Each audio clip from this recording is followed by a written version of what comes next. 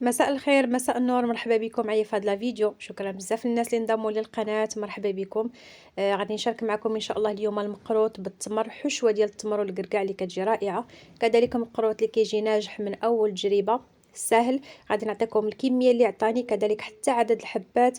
غادي نعطيكم الثمن ديال البيع ديالو، وغادي نشارك معكم كل شيء بالتفصيل ان شاء الله. فغير ما تبخلوش عليا بلايك، الله يجازيكم بخير. كل حاجه نعطيها لكم بوضوح بالنسبه اللي بغات تخدموا لدارها وحتى اللي بغات ديروا كوموند.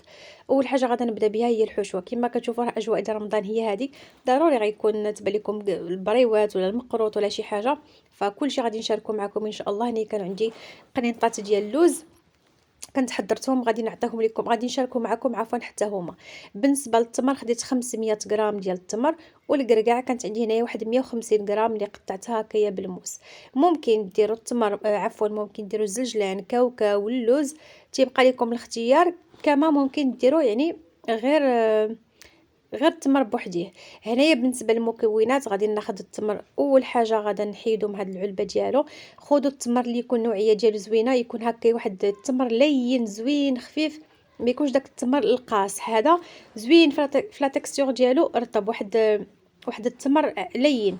كما قلت لكم غادي نضيف 150 غرام ديال الكركاع اللي كنقطعو غير بالسكين، يعني باش يجي هكايا باين حتى في المضغه ديالو تحسوا به.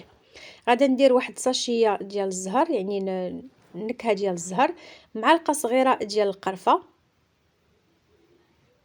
وغادا نضيف واحد المعلقه كبيره ديال الزبده. بالنسبه للزبده ما تكتروش باش هذيك الزبده ما تفاعلش في الفران وتطرطق ليكم يعني الحشو ديال المقروط ديالكم. وغادا نضيف واحد 2 معالق كبارين ديال ماء الزهر اللي حتى هما كيزيدوا يعطيونا نسمه. واخا ديجا درتو زهره البرتقال يعني ديروا حتى ماء الزهر. صافي وغادي نعجن هذا الكل هذا كامل. كما كتشوفوا هنايا داك التمر راه بسهوله كيتعجن معايا. ما تاخدوش النوعيه اللي تكون قاصحه، ما كتجيش زوينه لا في المذاق يعني وتا في الخدمه ديالو ما كيكونش زوين. خذوا النوعيه اللي مزيانه. صافي غادي ندمج هادشي هذا كامل. كما قلت لكم بالنسبه للكركاع ممكن تعوضوه بكاوكاو، بالزنجلان، باللوز، تيبقى لكم الاختيار. مهم اللي توفر لكم. هنايا كناخذ واحد شويه ديال الزيت وكنبقى نشكل كريات. هنا انا درت 8 غرام، ولكن من الاحسن ديروا 6 غرام. وغادي نشرح لكم فيه نهايه الفيديو علاش، يعني كل حاجه غادي نعطيها لكم بوضوح. يعني من الاحسن ديروا 6 غرام. كما قلت لكم انا درت 8 غرام، ولكن لقيت واحد المشكل اللي حتى هو غادي نشاركه معكم. هنا شوفوا الطريفات ديال الكركاع كيفاش كيجيو باينين زوينين. فغير من الاحسن الكركاع ديروه طريفات هكا باينين، ما طحنوش يجي بودر، خليوه هكايا طريفات. صافي كما قلت لكم راه كناخذ غير شويه ديال الزيت وكنبدا نشكل هاد الكريات.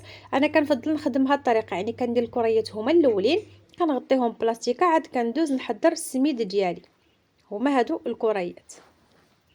بالنسبه للسميده عندي 3 ديال الزلايف، كل زلافه كتهز لي 300 غرام. في المجموع عندي 900 غرام ديال السميده. انا خديت السميده الرقيقه ديال الحرشه. كنضيف شويه ديال الخميره، عفوا شويه ديال الملحه، الزا زهر، 3 ديال المعالق كبار ديال السكر، ما بين 70 حتى ل 80 غرام اللي بغا يعبر. وغادا نخلط هاد النواشف. يعني 900 غرام عندي ديال السميده، 3 ديال الزلايف، كل زلافه كتهز 300 غرام. كنضيف ليها معلقه صغيره ديال الملحه، المهم الملح تيبقى على حساب الذوق، الزا زهر، و3 ديال المعالق كبارين ديال السكر. هنايا عندي الزبده من اصل حيواني واحد 200 غرام، زائد 100 غرام ديال الزيت، يعني عندي نصف الكميه، يعني الكميه الكثيره ديال الزبده. والزبده تكون من اصل حيواني باش يجي المقروط رطب ويجي خفيف.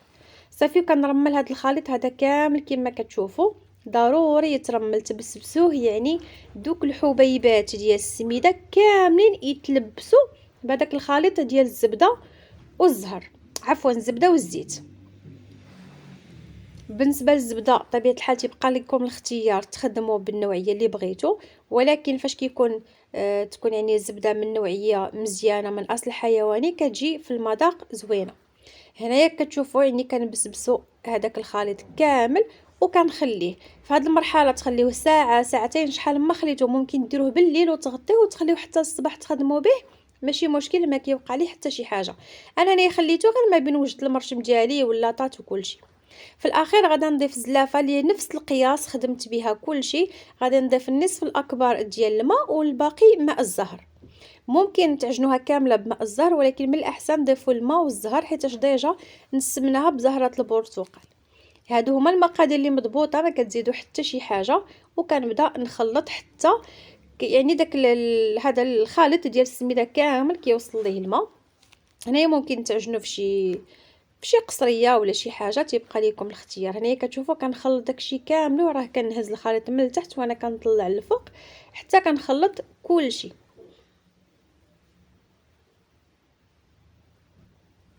هو راه كيجي القوام ديالو بحال الحرشه تماما، راه ما كنعجنش، فقط بريوس الاصابع اللي كنبدا نخلط هذاك الخليط هكايا وكنطلع من التحت للاعلى، باش الا كان شي حاجه مازال ما انسجماتش ليا يكون الخليط كامل منسجم. هانتوما شوفوا انا راه بالعاني كنديرو هكايا بيدي غير باش يبان لكم القوام ديالو انه راه بحال الحرشه تماما، يعني نفس القوام اللي كيكون عندنا فاش كنبغيو نخلطوا الحرشه.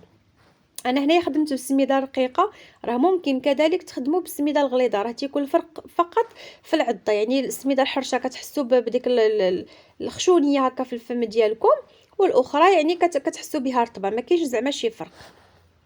صافي هنايا من بعد كنشكل هكايا كريات. غادي نعطيكم القياس ديال الكره. بالنسبه للسميده كديروا 26 اولا 28 غرام، وبالنسبه للكريات انا هنايا درت 8 غرام، ولكن من الاحسن ديروا 6 غرام فقط. علاش؟ باش ما تفاداوش هكايا يطرطقوا لكم ولا شي حاجه في الفران، لان انا شي وحدين صراحه بحال تفرقوا عليا من الفوق. غادي نوريهم لكم كما قلت لكم، راه هذا الفيديو غنعطيه لكم كله بوضوح، كله يعني بمعلومات بنصائح، يعني شي حاجه اللي غادي تستافدوا منها. بالنسبه لهذا المرشم هذا حاليا صراحه راه الثمن ديالو ولا متناول، راه ولا غير ب 23 درهم. شحال هذه راه كان ب 40 درهم. هنايا شوفوا كما قلت لكم كلشي بغيت نعطيه لكم بوضوح. في هذه المرحله هذه فاش تضيفوا الماء وتعجنوها ما تجيوش تشكلوها مباشره. شوفوا هنا كيفاش كنبين لكم كيفاش كتلصق، وهذا خليوها تشرب شويه، يعني ما تجيوش مباشره وتبداو تكوروا. ضيفوا الماء وخليو الخليط يرتاح. وهنا غادي تشوفوا معايا الفرق. الاولى اللي خدمت معكم مع هذه اللي غادي نخدم دابا غادي تشكل ليا بكل سهوله. كما قلت لكم الكره ديال السميده كديروا ما بين 26 حتى 28 غرام، وبالنسبه للكره ديال التمر فمن الاحسن 6 غرام. انا درت 8 غرام، وكما قلت لكم هو الحمد لله جاوني مزيانين، ولكن من الاحسن 6 غرام. واحد القياس اللي مثالي وزوين. صافي من بعد كما كتشوفوا يعني كنكورها كندوزها هكا في السميد. كذلك معلومه اخرى غنعطيها لكم، من الاحسن ما تدوزوهاش في السميد، دوزوها في الفينو. انا فاش تلا ليا السميد ودرت الفينو جا زوين، يعني هاد النقشه هذه جات باينه رائعه. السميده بحال كانت كتضببها شويه، لان السميده شويه خشينه على الفينو رقيق بزاف. يعني لاحظت ان هادوك اللي مررتهم في الفينو جات النقشه ديالهم باينه اكثر واحسن من هادوك اللي درت في السميد. فهذه غير كملاحظه انا لاحظتها فاش كنت كنخدم وقلت نعطيها لكم. صافي هانتوما كما كتشوفوا كنشكل هذوك الكريات كنمررهم في السميده. هنايا شوفوا واخا تخسر ماشي مشكل عادي، انا راه كنتعمد نبين لكم هكايا الحاجات باش تستافدوا منها. يعني خسرات عادي غادي نحيدها نعاود نكورها في يديا ونشكلها. هذا هو الشكل. بالنسبه داك المرشم راه كيجيو فيه 6 ديال الزواقات، كيبقى لكم نتوما الاختيار. وهذا هو الشكل ديال المقروط، راه كيجي صراحه رائع. وفاش كيكونوا قياس واحد راه تيبان لكم حتى هوايا داك المقروط قياس واحد. داك المربعات هذه هي الكميه ديال الحشوه اللي بقات ليا ديال التمر، فهذه ما كتضيعش كتحتفظوا بها في المجمد. بالنسبه لي انا غادي نخدم بها مازال كوموند اخرى، يعني حتى حاجه ما كتضيع الحمد لله. هذه طريقه اخرى. يعني انا شنو درت؟ شكلت هذوك الكريات كاملين السميده، عمرتها بالحشو وخليتهم هكايا يعني عدس كنشكلهم بالمرشم. كما قلت لكم هذه يعني طريقه اخرى. كتشكلوا الكريات كاملين من بعد كتجلسوا وكتبداو ترشموا وتحطوا في اللاطه ديالتكم. وراه قد ما هاد الكريات ارتاحوا تيترشموا لكم مزيان. وكما قلت لكم هنايا كل شيء غادي نعطيه لكم بوضوح. في حاله ما شي زواقه ما ترشمتش لكم عادي كتعاودوا تقدوها مازال تكوروها وتطبعوها. صراحه هاد الطريقه هذه احسن من اللي كنت معكم في الاول. يعني شكلوهم كريات هكايا كلهم وجلسوا وتبداو غير تطبعوا بالمرشم وتحطوا فوق اللاطه. كما قلت لكم هاد المرشم راه كيجيو معاه 6 ديال المريشمات، 6 ديال الزواقات اخرين، نتوما كتختاروا اللي بغيتو. شوفوا هنا كما قلت لكم في حاله ماشي وحده تخسرات لكم بحال هكايا ما طبعتش مزيان، عادي كنعاود كنكورها كنجمعها. يعني ما يمكنش غادي تحطيها هكاياك مرشومه ما مقداش ولا ما زويناش ولا عادي كوريها. هذه غير المهم كملاحظه. بالنسبه لهذا المرشم هذا تبقاو تنظفوه مره لان كيعمر بالسميده وبالتالي ما كيبقاش يطبع لكم ديك الزواقه مزيان. خذوها كاين شي حداكم اللي تكونوا كتخدموا بها مع مستلزمات الحلويات وخدموا. شتيها نتوما من بعد كنطبعها وكيجي الشكل ديالها زوين على هذا الشكل هذا. ملي كنكملها كامله كندخلهم يطيبوا على فران تكون عافيه مهيله. يعني كندير الفران يسخن مزيان، من بعد كنقص العافيه تكون مهيله. غادي تشوفوا معايا كلشي بوضوح. ها نتوما ملي كملت هو هذا الشكل ديالهم، العافيه كتكون مهيله وكنديرهم يطيبوا حتى كيتحمروا وياخذوا اللون الذهبي. كنخرجهم مباشره وكنبدا نوضعهم هكايا في العسل.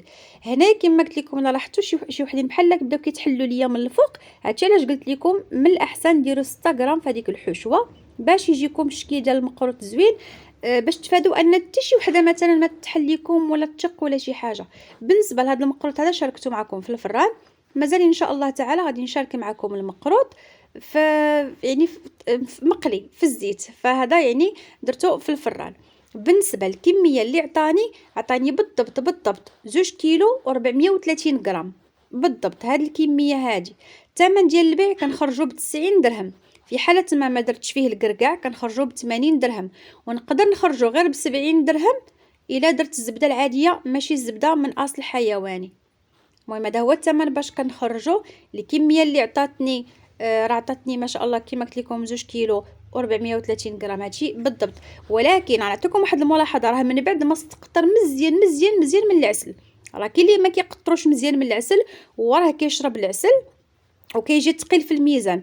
فباش تصفيو يعني الرقبه ديالكم مع الكليان خليوه يستقطر مزيان باش بالتالي كتبيعوا للناس المقروط، ما كتبيعوش ليهم واحد الكميه ديال العسل. صافي هو هذا المقروط انا درت واحد الكميه هنايا والكميه الاخرى راني درتها في هذاك السطل حتى هوايا. كان هو هذا الشكل ديالو. نتمنى يكون نال الاعجاب ديالكم. خليو لي في التعاليق شنو بغيتو نشارك معكم. كما قلت لكم راه جاي الحمد لله بزاف ديال الطلبيات، غادي نشارك معكم بزاف ديال المعسلات، البريوات كاوكاو، البريوات ديال اللوز، القنينطات. فخليو لي في التعاليق شنو تبغيوني نسبق لكم الحاجه اللي لقيت عليها اقبال كتر. يعني واش بريوات اللوز ولا بريوات ديال الكاوكاو، شنو داكشي اللي لقيت عليه اقبال كتر هو اللي غادي ان شاء الله نشاركه معكم في الفيديو المقبل. شكرا لكم بزاف خليت لكم الراحه. اي اخت مقبله انها تخدم طلبيات الله يسر ليها، الله يجيب التيسير للجميع يا ربي. مهم نتمنى نكون عطيتكم شي افاده، نتمنى نكون كنشرح في لي فيديو باش نوصل لكم الفكره. وهذا مكان كنرجع نقول لكم شكرا للناس اللي انضموا للقناه واللي كيصادف قناتي لاول مره يشترك مرحبا به. نلقاكم فيديو اخر طلبيه اخرى باذن الله. سلام.